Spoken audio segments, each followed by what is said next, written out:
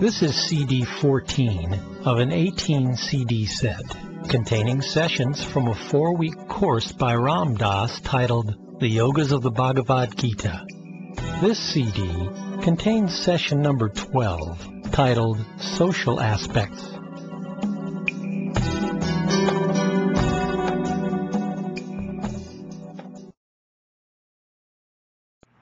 Now, we're going to be talking today about the social aspects of sadhana, and I'm just going to read to you 3 or 4 shlokas from the Gita. He has risen on the heights of his soul, and in peace he beholds relatives, companions, and friends, those impartial or indifferent, or who hate him. He sees them all with the same inner peace, who everywhere is free from all ties, who neither rejoices nor sorrows if fortune is good or is ill. His is a serene wisdom. With the same evenness of love, they behold a Brahmin who is learned and holy, or a cow, or an elephant, or a dog, or even a man who eats a dog, with the same evenness of love. The man whose love is the same for his enemies or his friends, whose soul is the same in honor or disgrace, who is balanced in blame and praise, whose home is not in this world, and who has love, this man is dear to me.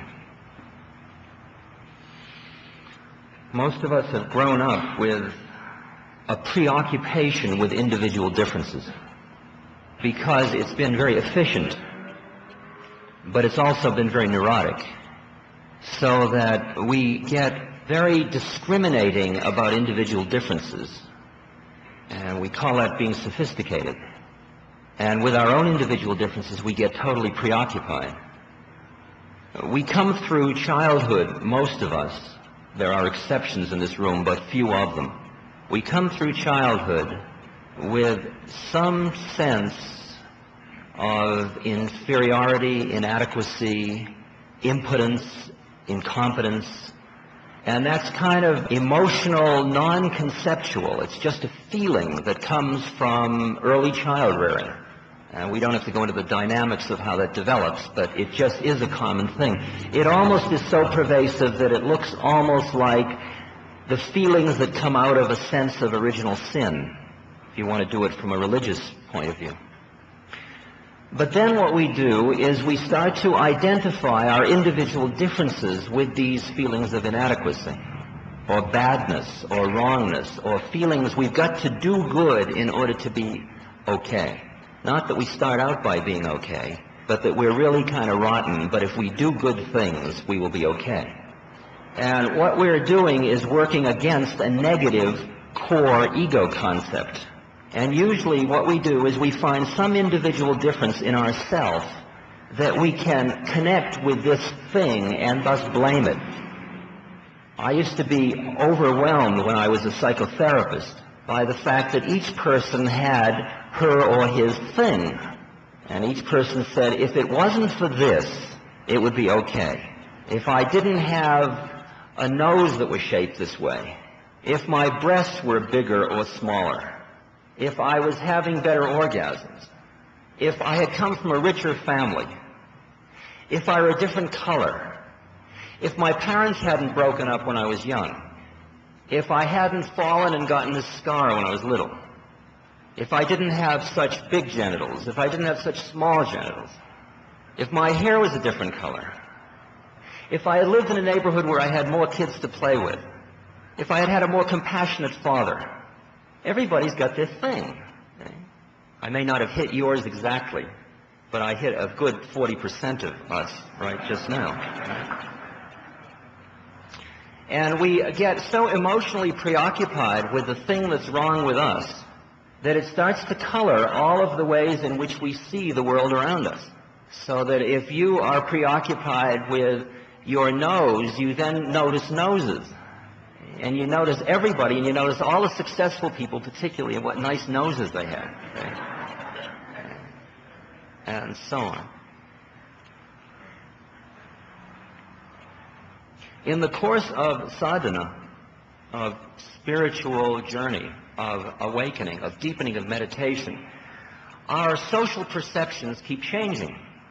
And many of us, I would say almost most of us, are in the peculiar predicament that we have built a whole ego structure about who we are and how we function, emotionally laden habits about individual differences.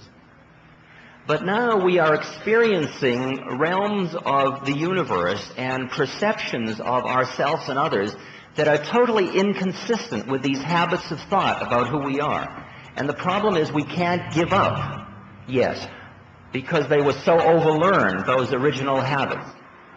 The image that I have, which I may have mentioned to you, is the one of using yourself as your perceptual field as a microscope. It's like tuning from channel 7 to channel 6 on television, channel 5, channel 4. Because if you look at another person first, the way you are traditionally looking at them, you look at them in terms of, first of all, your own desire systems. So, as I've said before, if you're horny, you see who's makeable, who's a competitor for who's makeable, or who's irrelevant.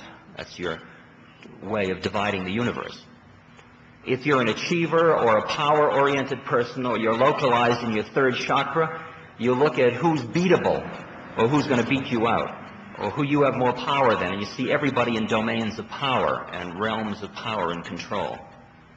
If you're a physical gymnast, you look at people in terms of their body development. If you were a scientist of body development, you might be a Sheldon somatotypist. And you would look at people in terms of whether they are endomorphs, mesomorphs, or ectomorphs. And you'd say there's a 377 or a 422, depending on whether the shoulders were big and the hips narrow, or the hips tall and thin, or short and fat, or whatever. If your preoccupation is color, you are aware of color. If your preoccupation is sex, sexual male or female, you are aware of that dimension always in looking at another person. Is it a man or a woman I'm looking at? If you have a sexual preoccupation that is deviant from the culture, cultural norms supposedly, you will be very aware of that dimension in everybody else. Now, if you flip the microscope one little flip, and you look a little deeper into another person, what you begin to see is personality. And then you see everybody as, that's a cheerful person, that person is very pleasant, that person seems depressed, and those of us that are preoccupied on the lower astral planes where our personalities exist, see only other people as personality. That person was nice to me. That's a nice woman. She's sort of motherly. That's a psychological variable. And we look in psychological dimensions at other people. Okay, if you flip it once more into another astral plane, you will see astrological things, as I mentioned before. And then there are only 12 permutations in the world. And you see everybody as Leo or Aries and Sagittarius. And when you look at another person, that's what you see. You say, I'm seeing a Leo. Person says, I'm not a Leo, my name is Fred. You say, well, that's what you think you are, but in fact you are a Leo. Because I see a Leo when I look. Right? And that's the reality of that plane. If you go one more flip, what you see when you look at another person is another person in there looking back at you. Okay? You look into their eyes and you see somebody else. Are you in there? I'm here, far out. And you look at your packaging. And you see the packaging. The packaging involves the astral, all the individual differences. There's still somebody separate from you in there, but the individual differences are more like the veils or the packaging of the product. You can say, you in there, I'm in here. Here we are. We're two beings. Two beings. Now, you take a relationship, say, to your mother or your father or your child, who you've got this long history of treating them, that's mother. That's father. That's my son. See? That's my daughter. See? That's Janie. See? That's Mary Jane. It's little Mary Jane. Hello, little Mary Jane. See? And then you flip the microscope with Mary Jane, and suddenly there's another being inside Mary Jane, who isn't Mary Jane at all.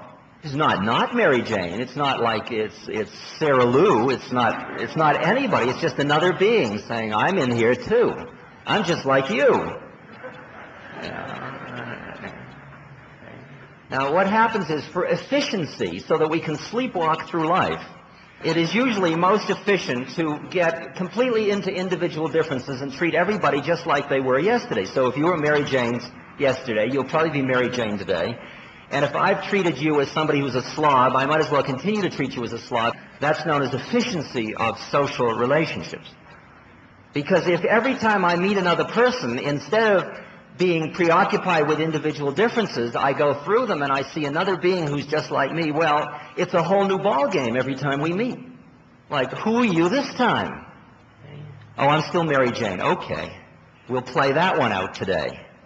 Now, it gets very, very far out because, for example, in my relation with my father is busy thinking he is my father, right? He knows who he is. He's a Republican. He's a man in his middle 70s.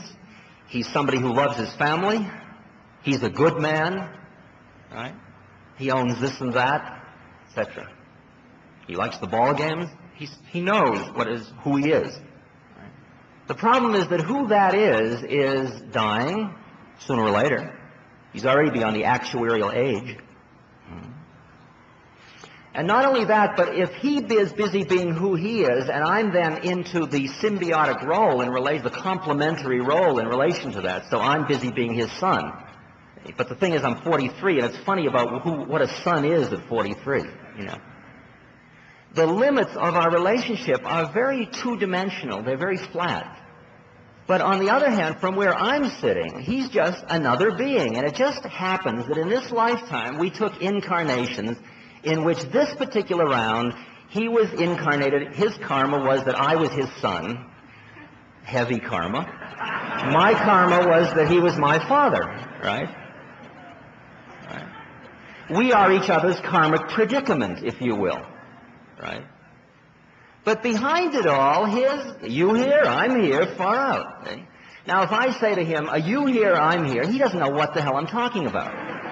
Oh, you're talking that nut talk again. Right? And so my job isn't to come on to him at all. And the Gita makes that very clear in the 3rd chapter. Let not the wise disturb the mind of the unwise in their work. Let him working with devotion show them the joy of good work. And those who are under the delusion of the forces of nature bind themselves to the work of these forces.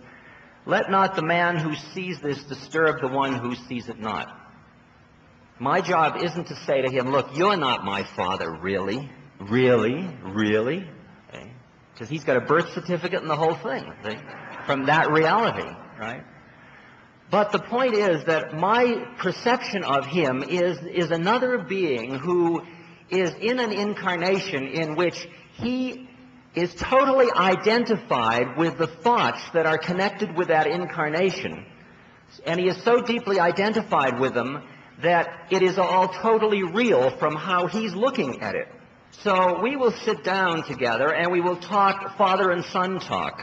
But all the time I'm doing my mantra and I'm sitting in the place inside myself, which is merely another plane. It's no better or worse than the one he's on. It's just a different one, in which we are two beings who are doing this dance together. And what my mind is doing is creating a space which, if he chooses, he is free to give up the limiting conditions of the role that he has been thinking he is. And what will happen to us sometimes is very far out. We will talk father and son talk, and then we'll keep sitting with one another. And then we'll run out of father and son talk, and we'll still be together. And because I feel so peaceful in that, while most people, if they are caught in their roles, get freaked when the role material runs out, when you've run out of script line. But I'll sit with it, and pretty soon we will just be sitting together, just as if we were meditating in the Naropa Center. And we can't have any words about it, because the minute we come into concepts, we immediately go back into models. But we have left words behind, and we're just together. Right? It turns out, I mean, if you want to go further mystically and do another flip, you get so you're looking at yourself when you look at somebody else. And it's all yourself dancing with yourself, making believe you're separate. But that's too far out for us, most of us. The point is that no matter what your relationship is with who, the same rules apply. It doesn't matter whether it's your parent or your child or your enemy, or your friend, or your therapy patient, or your therapist. You treat them all the same way. You treat them with compassion. You treat them with an appreciation of the fact that we are beings who are in incarnations. You quiet yourself, you center yourself, and then it's all possible. And in every relationship, it's all possible. That is, you become the environment because you're not laying trips on everybody around you all the time. Because you're not sitting around judging, you should be this way. If you were a good father, you'd be, okay? My child is going to be, okay? I'm hoping that for my therapy patients that they will, I expected more from a therapist than, you hear all those places? Okay? I expect my husband to. See, the predicament is that everybody is doing just what they can do. Maharaji kept saying to me, Ram Dass, don't you see it's all perfect? Everybody's being just who, everybody is a perfect. Like when you go out in the woods and you see all the trees, you don't say, well, that tree isn't like that tree. I wish it were, if that tree didn't bend like that, it would be a good tree. Somehow with trees, you can allow it. You can allow that each tree is just perfect the way it is. But when you get to people, if everybody isn't just like you think they ought to be, all hell breaks loose. You sit around judging and judging and judging and judging and having opinions. And there is a whole other way of looking at these gunas, these strands of the universe, interacting and seeing how in each individual manifestation these strands have merged in such a way to lead to another perfect statement of the unstatable. Right? So that you look at somebody who comes up and who's hung up and tight and angry and insecure and anxious and frightened, and you see the perfection of it far out. And you give each incarnation space to manifest as it needs to manifest. 5 years ago, I was busy trying to change my father. And now I have grown enough so I can leave him alone. I can just love him as he is. Now, the predicament we have about human relationships is recognizing that certain relationships have been laid on us by God karmically for this entire incarnation. You don't trade in your father. You don't trade in your child. You may try. Whether or not you trade in your husband or wife is an interesting issue in this culture at this moment. In every religion, when you married, you took on the same kind of karmic commitment that you did with a father or a mother or a child. It was till death do us part. We've converted that because when we got totally profane, we started to see it as merely a comfortable social arrangement. And when it didn't work, you changed it. And since that is the cultural format in which most of the marriages have taken place that exist in this room, at this point you live within the culture you're dealing with. You didn't enter into the marriages consciously with an understanding till death do us part, because you weren't conscious enough to make a vow like that. It's like making the bodhisattva vow. You can't enter into it until you know what you're doing.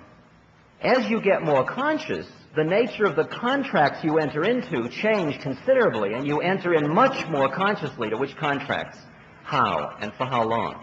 But at the moment, there are certain contractual relationships you're involved in, which are givens you're not going to get out of in this lifetime, and there are others that when you get finished with them, you can walk away and form new ones. And you can make the differentiation between those kinds of karmic commitments. But if you try to walk away from one prematurely, if you can look back with an astral eye, you will see these long threads going to these beings. Like somebody who splits from home and, screw you, I'm leaving. Maybe the work was done, but methinks it wasn't. There's a subtle flow of emotions that suggests that it wasn't quite all done. I'm leaving you and I'm taking the children. I finished my work with you. Doesn't sound that way to me. You may go away for a while, but that's okay. Later on you'll be cooler and you'll understand. You can't go through the door as long as you leave unfulfilled karmic stuff behind you. Now sometimes you